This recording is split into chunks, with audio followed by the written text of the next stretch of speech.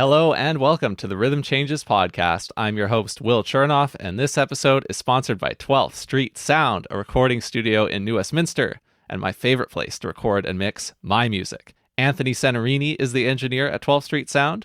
There, he does album, EP, and single recording, mixing for your music, filming live session videos in studio, and full production services where he can take your songs from the earliest stages all the way to an excellent product that stands up to the best of the best. Anthony is great at giving you all the space you need to craft your story as an artist. He has great gear, he has great ears, and I found his studio and all his services to be of excellent value. Plus, my most streamed track of all time was recorded and mixed there by him. You can check out 12th Street Sound today at 12thstreet.ca/booking and tell Anthony about your next project. And when you fill out that form, tell him that the RCP, that's the Rhythm Changes podcast, sent you. Go to 12thstreet.ca/booking to get going on your next music project today and tell Anthony that the RCP sent you. This episode is sponsored by Railtown Mastering, an audio mastering studio in Vancouver led by Andrew Downton. And what is mastering, if you're not familiar? Mastering is the final step for finishing the recorded music that you've already tracked and mixed. And my top recommendation for mastering your music, if you're getting it done locally here in Vancouver in 2022, is Andrew at Railtown. That's because I've chosen him many times. We've worked together on my releases under the name William Chernoff, some of those being my first album, Aim to Stay, and my EPs, Quartet Reunion and 12th Street Quintet. Everyone I work with trusts that when we send Andrew our mixes, he will always send us back music that sounds better, and he has many notable clients in Canadian music. Like I just saw Bryan Adams put out a new single. Andrew mastered it. So if you want to learn more about what Andrew does at Railtown, you can go to his website, railtownmastering.com. And if you want to inquire with him about getting your music mastered this year, 2022, email Andrew at railtownmastering.com. That's Andrew at railtownmastering.com, or visit railtownmastering.com to learn more today. This was back home in the Philippines. I moved here to Canada in Richmond when I was 9 years old. And then when I was 10, somehow my mom just nudged me to do you want to take piano lessons? I think she was trying to get me off the Wii, to be honest. Did it work? It worked really well. Happy Wednesday, and coming to you from New Westminster, BC, it's the Rhythm Changes podcast, the only weekly interview podcast about jazz and creative music in Canada. I'm an active musician and performer here in Metro Vancouver, and on this show I bring you my favorite conversations from the working world of music, so you'll always have local artists to hear and talk about. Today, I bring you a fan favorite among my Capilano University peers who just released an album. That's up next.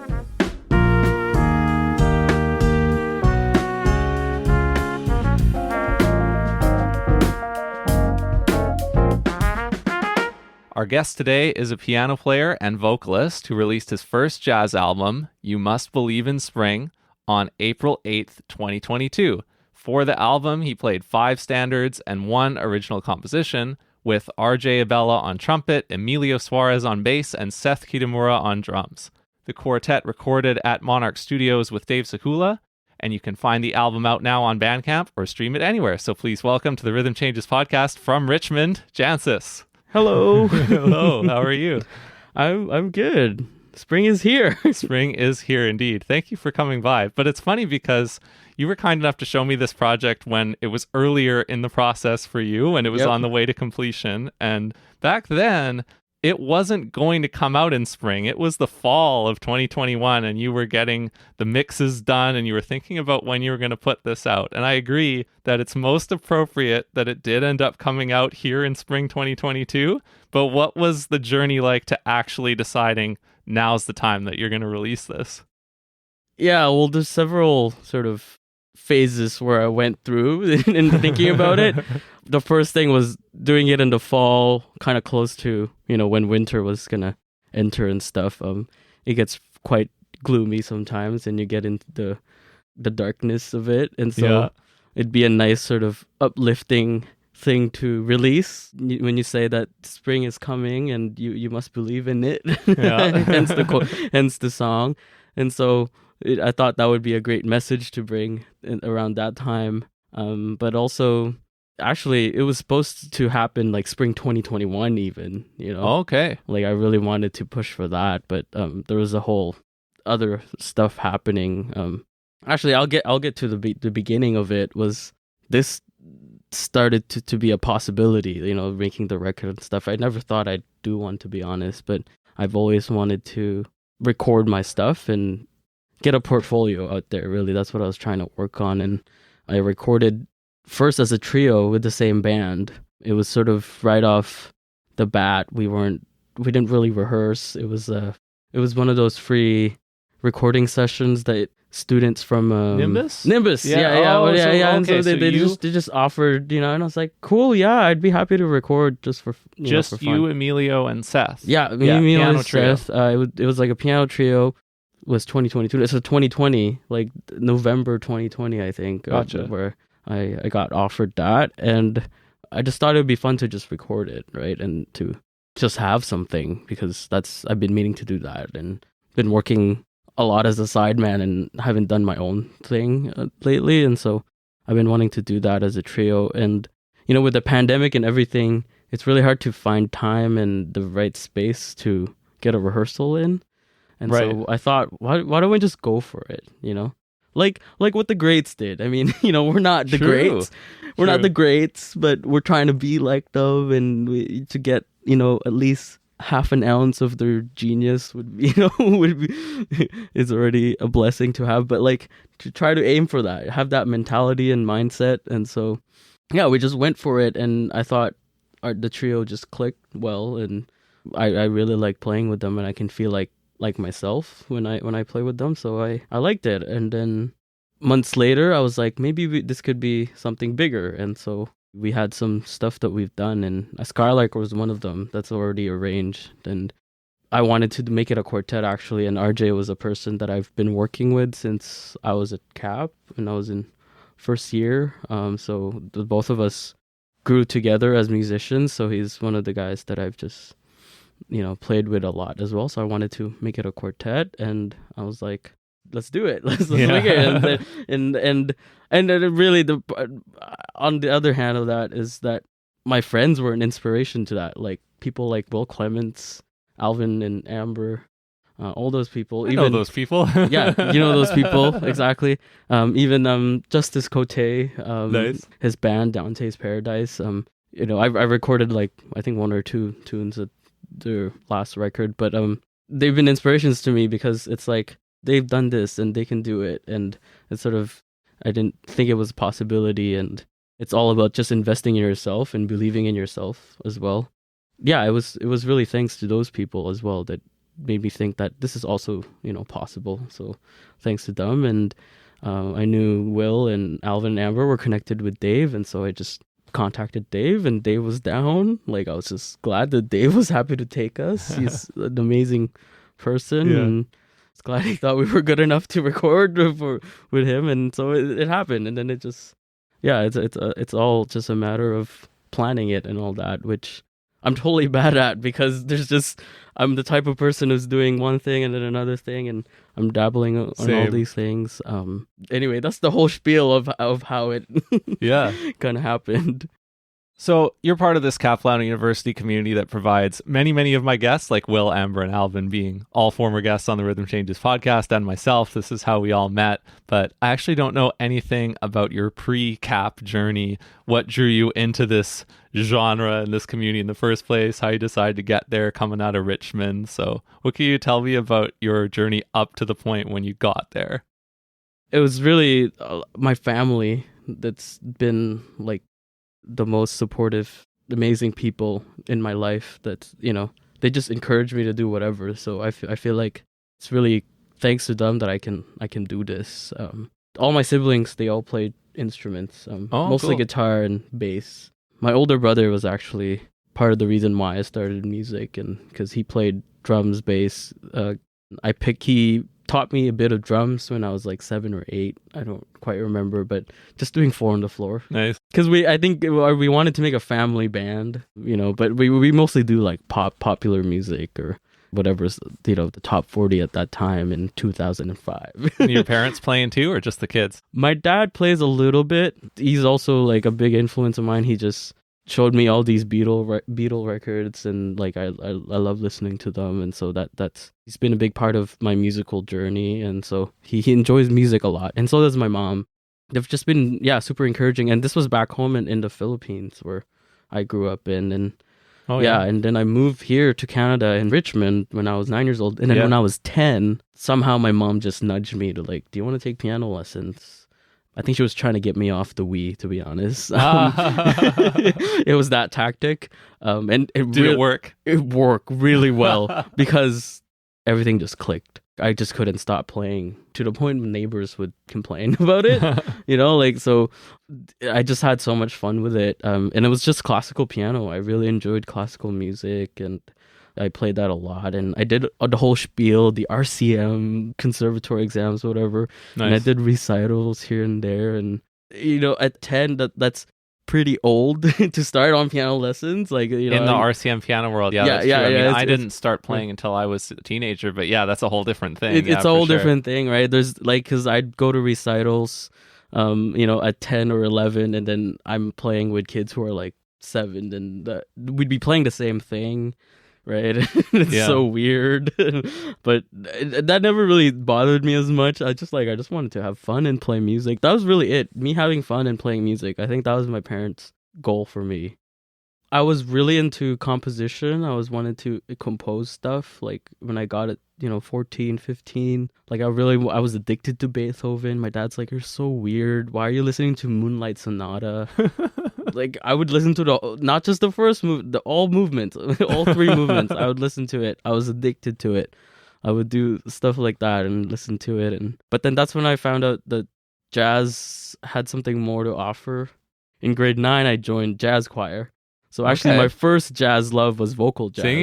Singing, and we were doing like New York Voices charts and all those different things.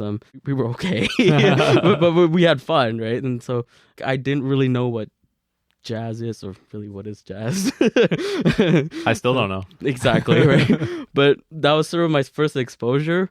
But my real exposure of like, the masters, like I would say like Coltrane and Sonny Rollins and Charlie Parker, was from a video game. Really? I played hear me out here. Grand Theft Auto 4 Liberty City. Yes, on the radio station. The radio stations. What's so cool about it is that you get to drive and feel like you're in New York City, and you listen to a radio station, and they had a jazz station. And I was like, I like jazz, quote unquote. And then so I just had that on, and I was just having so much fun. Like the most memorable thing for me was St. Thomas. Just Sonny Rollins. It was something so quirky and just so human about it when he's doing all this, when he was soloing, right? And so, and it's so funny too, because in between, like after a song finishes, the guy on the radio would like just talk about, like, he's a really old guy, and they would have a pretend talk show, and they would talk about like, oh yeah, back when I was talking to Mingus about this and yada yada. So it was all cool. They were trying to make it authentic. So, thanks to Grand Theft Auto 4 Liberty City, that's how I found out jazz. And then they announced who the artist was. So I just looked it up on the internet. That really helped me like just get through it, because like I got through My Favorite Things, that whole album, Maiden Voyage. I was really into that. I was the Wayne Shorter one with Speak No Evil. Yeah. All those stuff. And so that was like, here's jazz, and I'm hooked. Yeah. Your piano comping on your original on the album, Flower Prince, it kind of sounds like Speak No Evil a little bit, or it sounds like that kind of thing. Wow, that's so flattering. Wow, thank you. Wow, I really appreciate that. Certain kind of chord voicing, right? And like way of interacting, way of fitting in with the drums and with the soloist. Yeah, like Herbie, man. Yeah. He's everything I want to be in a way.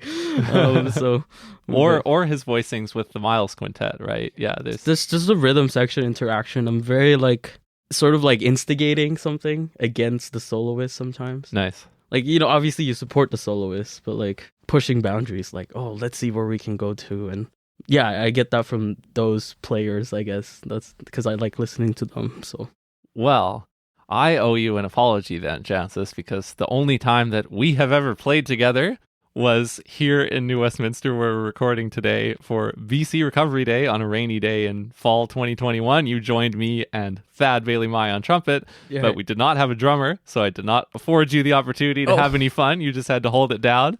Oh, no. No,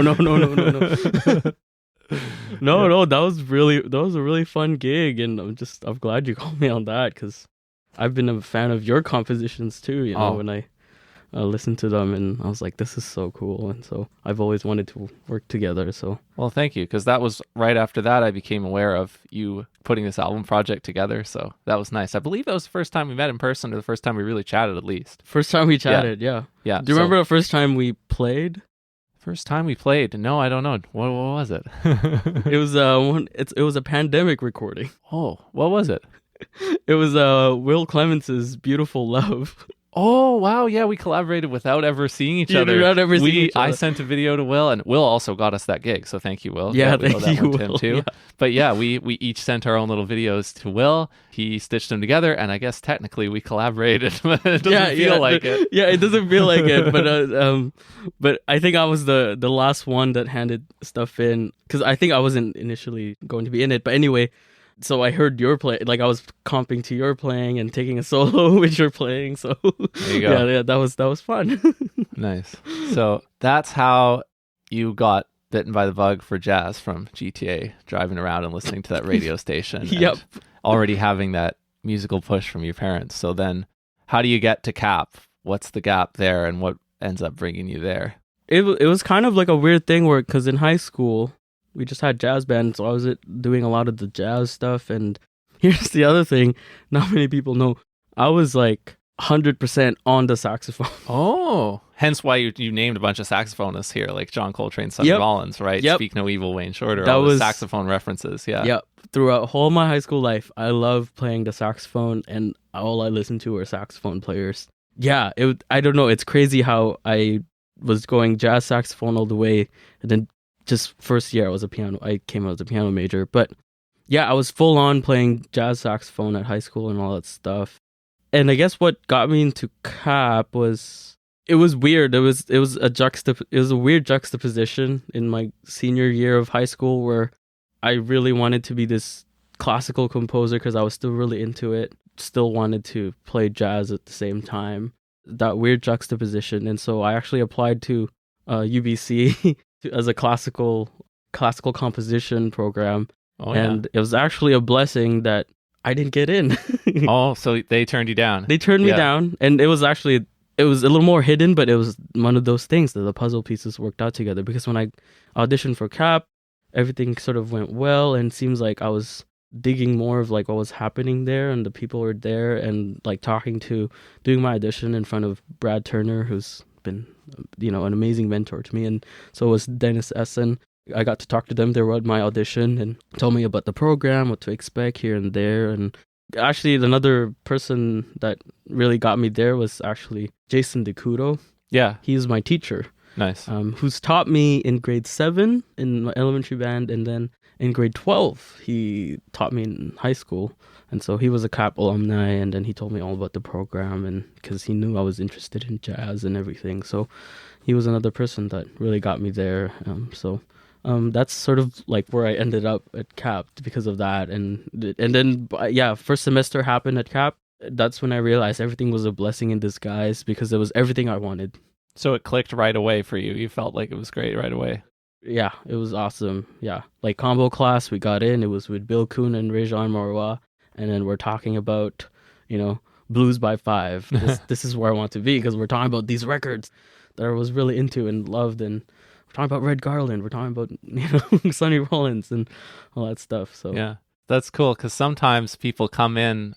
There have been certain people in my cohort who I became friends with, and I remember finding out like that they come to CAP because they were interested in playing music, but they don't necessarily have any jazz background. But I did, pretty much all thanks to my high school strictly, as opposed to family and extracurricular stuff. But you do too. We both showed up there and we were already interested in jazz, and that's what we wanted to learn more about. Yeah, it was like really awesome just when I just got there, and it's a lot of work, but it's awesome. So a little bit more on some of your album tracks. There's that version of Spring is Here that I really enjoy, track 2, unaccompanied version, you sitting at that wonderful sounding Monarch grand piano being recorded by Dave and singing. How does that come up in the session day? Was that something that you always wanted to include in the repertoire? Was it something that you ripped out at the beginning of the session while you were waiting for everything to get sorted, or was it something you stuck around at the end and did? Like, it just feels like a bonus thing. How did that end up happening? When I decided I wanted like a spring themed kind of album, I guess I was kind of looking for another spring song, to be honest. And I think Spring is Here it's actually really sad, right? It's very depressing in a way, and sort of that's why I put it in the second track, because I guess I'd wanted to start off with the depressing thing and just kind of like, you didn't want to leave somebody on the depressing thing, maybe. Exactly. I didn't want to leave there, but I wanted someone to relate to those lyrics in a way, and I really related on those. And I think it was the missing piece. It was the last one that I decided, I'll do this. And it was so last minute to the point that I was like, I think I'm going to do it solo. Initially, my thought was, let's make it like a string quartet kind of orchestral feel to it. Like I wanted to try that with the band, having like Emilio Suarez, who's such a great bow player. Like, he just plays the bow really well, and he also plays cello too. That's why, and it's just fantastic, the beautiful things he plays on the bow. And but it didn't really, in rehearsal we were like kind of figuring it out, and we were trying to fit it in. I wanted to try it organically, and it's just one of those things where it's like, it didn't work out. I think I'll just do it solo. And then I did a whole arrangement to it too, like changing up some chords. And that was the last missing piece. And I really wanted something that people could relate to. And I relate to it so much just because of some mental health issues that I've been going throughout the past couple of years too. And I've been working through that. And so that just gets me in the feels. And so I wanted to put that song. That's sort of the story behind it. Nice. And then on the last track, Spring Can Really Hang You Up the Most, which is one of the instrumental tracks, you play an intro to that. Is that the verse to that song? That's the verse. I'm not familiar with the verse, but I figured that's what it was, yeah. Initially, I was going to sing that song. Oh. Again, just another unaccompanied, just me on the piano. But that was the last song we recorded. In hindsight, I was like, this is a really tight recording session. It was all in one day. It was super tight, but we were like, time was ticking. And I was like, oh man, my voice was so tired. RJ came in at the last hour. I asked him, can you play this? Like, he's like, yeah, I guess. Like, we'll play it. And he's like, read the tune, and we did 2 takes. The first take was terrible. It was both of us. Like, I asked him to do it on flugel because the flugel is such a nice warm sound to it.